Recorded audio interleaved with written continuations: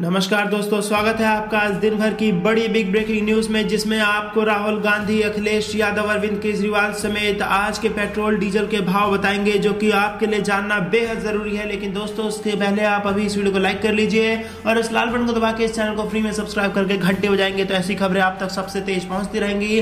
और दोस्तों, खबर में आगे बढ़ने से पहले एक छोटा सा सवाल कि 2019 के लोकसभा चुनाव में देश का प्रधानमंत्री कौन होगा, आप हमें कमेंट करके जरूर बताइए। और बिना समय बर्बाद किए पहली खबर की तरफ आगे बढ़ते हैं। दरअसल दोस्तों, दुबई में राहुल गांधी ने जबरदस्त भावुकतापूर्ण भाषण दिया है और कहा है कि जब तक जिंदा हूं मेरे दरवाजे, मेरे दिल आपके लिए खुले रहेंगे। दरअसल दोस्तों, कांग्रेस अध्यक्ष राहुल गांधी ने भारतीयों से एक भावनात्मक अपील की है। उन्होंने देश के सामने मौजूदा चुनौतियों का जिक्र करते हुए कहा कि इन चुनौतियों से निपटने के लिए उन्हें न सिर्फ देश में बसे बल्कि दुनिया के हर हिस्से में बसे भारतीयों का साथ चाहिए। यूएई में एनआरआई समुदाय की कामयाबी और उनके मेहनत की प्रशंसा करते हुए राहुल गांधी ने कहा कि भारत की सबसे बड़ी 3 समस्याओं से निपटने के लिए उन्हें एनआरआई समुदाय की मदद की जरूरत है। खचाखच भरे दुबई इंटरनेशनल क्रिकेट स्टेडियम में अपने भावुकतापूर्ण भाषण में राहुल गांधी ने कहा कि जब तक जिंदा हूं मेरे दरवाजे, मेरे दिल आपके लिए, सबके लिए खुले हुए हैं। राहुल गांधी ने कहा कि आप वादा करो कि आप हमारे साथ मिलकर देश की समस्याएं सुलझाओगे। उन्होंने आज भारत के सामने मौजूद सबसे बड़ी समस्याओं का जिक्र करते हुए कहा कि आज भारत में सबसे बड़ी समस्या बेरोजगारी है।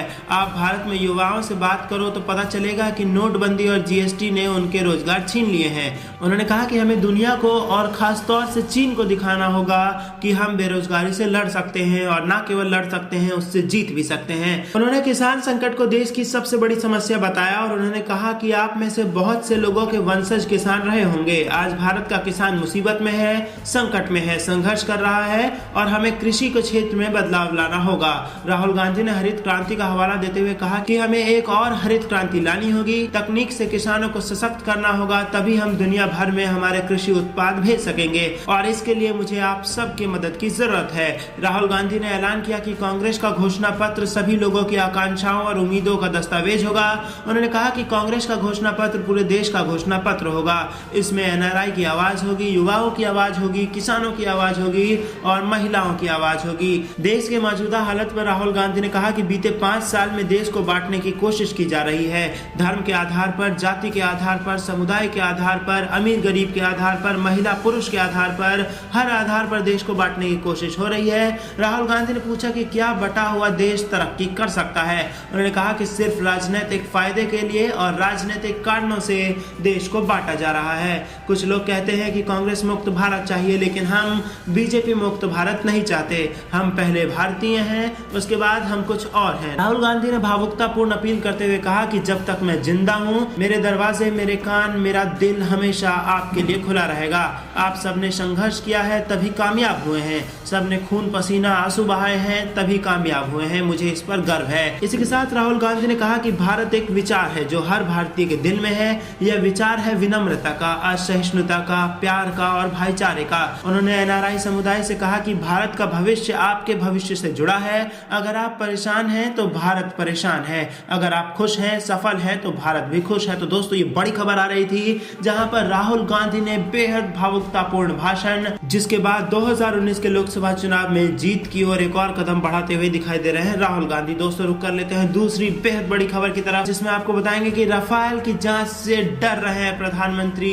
ये कहना है अरविंद केजरीवाल का। दिल्ली के मुख्यमंत्री अरविंद केजरीवाल ने शुक्रवार को कहा कि आलोक वर्मा को केंद्रीय जांच ब्यूरो यानी कि सीबीआई निदेशक पद से इसलिए हटाया गया क्योंकि वह फ्रांस से राफेल विमान सौदा मामले की जांच करने जा रहे थे। आम आदमी पार्टी नेता ने एक बयान में कहा कि अगर प्रधानमंत्री ने कोई गलती नहीं की है तो राफेल की जांच चलने देने में क्या समस्या थी। उन्होंने कहा कि अगर जांच होती तो सब कुछ बिल्कुल साफ हो जाता, तो डर किस बात की थी। इस तरह की शक्ति का इस्तेमाल करके किसी को जबरदस्ती उनके पद से हटाना देश के लिए अच्छा नहीं है, इससे पूरी व्यवस्था चरमरा जाएगी। केजरीवाल ने बताया कि मोदी ने पिछले 4 साल के दौरान किस प्रकार सीबीआई और दिल्ली पुलिस को उनके और उनकी सरकार के खिलाफ अनेक बार लगाया। उन्होंने कहा, मुझे छापेमारी और जांच के घेरे में लाया गया। यही नहीं, मोदी सरकार ने अवैध तरीके से दिल्ली सरकार की 400 से अधिक फाइलें जब्त कर ली। इन छापों से मैं बिल्कुल भयभीत नहीं हुआ और मैं जबकि एक भी पैसे के किसी गलत काम में संलिप्त नहीं था, फिर भी उन्होंने मुझे फंसाने की पूरी कोशिश की। तो जबरदस्त हमला बोला है दिल्ली के मुख्यमंत्री अरविंद केजरीवाल ने प्रधानमंत्री पर और सीधा सीधा आरोप लगाया है कि सीबीआई का गलत इस्तेमाल कर रही है सरकार और शायद आलोक वर्मा राफेल डील की जांच करने वाले थे।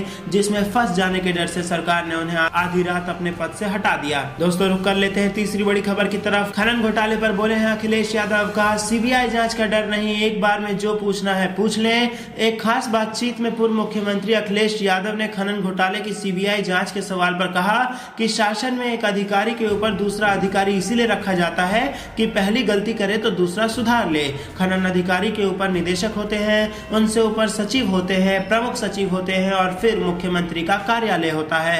व्यवस्था तो यही है। इसके साथ अखिलेश यादव ने कहा कि मुझे जांच का डर नहीं है, सीबीआई को जानकारी देने के लिए वो एकदम तैयार है। सीबीआई जो पूछना चाहती है एक बार में पूछ ले, क्योंकि उसके बाद उन्हें चुनावी तैयारियों में जाना है। इसके साथ अखिलेश यादव ने यह भी कहा कि हमने जनता से गठबंधन किया है और भारतीय जनता पार्टी ने हार के डर से सीबीआई से गठबंधन कर लिया है। उन्होंने कहा कि सीबीआई में इतने झगड़े हैं, अधिकारी कुर्सी पर बैठना नहीं चाह रहे और ईमेल व्हाट्सएप संदेश भेजे जा रहे हैं, इसकी जांच कौन करेगा। उन्होंने कहा कांग्रेस को धन्यवाद, कांग्रेस सीबीआई जांच ना कराती तो हमारे कागज अकाउंट ठीक नहीं हो पाते। भाजपा पर निशाना साधा कि कुछ लोग धमकाकर गठबंधन को खत्म करना चाहते हैं। गठबंधन तो जनता के हाथों में है, सीबीआई केवल हमारी जांच करेगी, जनता की नहीं करेगी। उन्होंने कहा आज हमीरपुर सोनभद्र में जाकर देखिए कितना खनन हो रहा है, 4 गुना कीमत कैसे बढ़ गई, इसकी जांच कौन करेगा। तो हमलावर नजर आए अखिलेश यादव। और आज आपको बता दें एक और साझा प्रेस वार्ता करने वाले हैं अखिलेश यादव और मायावती, जिसके बाद उत्तर प्रदेश की राजनीति का रुख तय हो जाएगा। दोस्तों रुक कर लेते हैं अगली बड़ी खबर की तरफ। पेट्रोल डीजल फिर हुआ महंगा, दिल्ली में 70 रुपए के करीब पहुंचा दाम और आज का है ये रेट। दरअसल दोस्तों जानकारों के मुताबिक आने वाले दिनों में दिल्ली में पेट्रोल की कीमत 70 रुपए प्रति लीटर के पार जा सकती है। पेट्रोल और डीजल के दामों में आज एक बार फिर तीसरे दिन लगातार बढ़ोतरी दर्ज की गई है। दिल्ली में पेट्रोल के रेट शनिवार को 19 पैसे प्रति लीटर बढ़कर 69.26 रुपए हो गए हैं। वहीं राजधानी में डीजल की कीमतें भी 29 पैसे प्रति लीटर बढ़ गई है और इसके बाद 63 रुपए 10 पैसे प्रति लीटर तक पहुंच गई है। जानकारों के मुताबिक आने वाले दिनों में दिल्ली में पेट्रोल की कीमत 70 रुपए प्रति लीटर के पार जा सकती है। इसके अलावा मुंबई में पेट्रोल की कीमतों में 19 पैसे प्रति लीटर की बढ़ोतरी दर्ज कराई गई है। इसमें आर्थिक राजधानी में शनिवार को पेट्रोल के दाम 74.91 रुपए प्रति लीटर हो गए हैं। वहीं डीजल के दामों में शनिवार को 31 पैसे प्रति लीटर की बढ़ोतरी दर्ज कराई गई। इससे यहाँ डीजल के रेट 66 रुपए और 4 पैसे प्रति लीटर हो गया है। बता दें कि शुक्रवार को पेट्रोल डीजल की कीमतों में लगातार दूसरे दिन बढ़ोतरी दर्ज की गई थी। शुक्रवार को दिल्ली में पेट्रोल की कीमतें 19 पैसे से बढ़कर 69 रुपए प्रति लीटर और डीजल की कीमतें 28 पैसे से बढ़कर 62 रुपए 81 पैसे प्रति लीटर हो गई थी।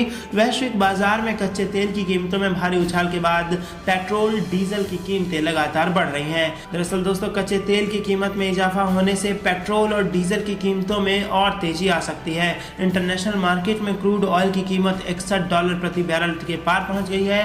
पिछले दिनों यह कीमतें $50 प्रति बैरल के स्तर पर पहुंच गई थी।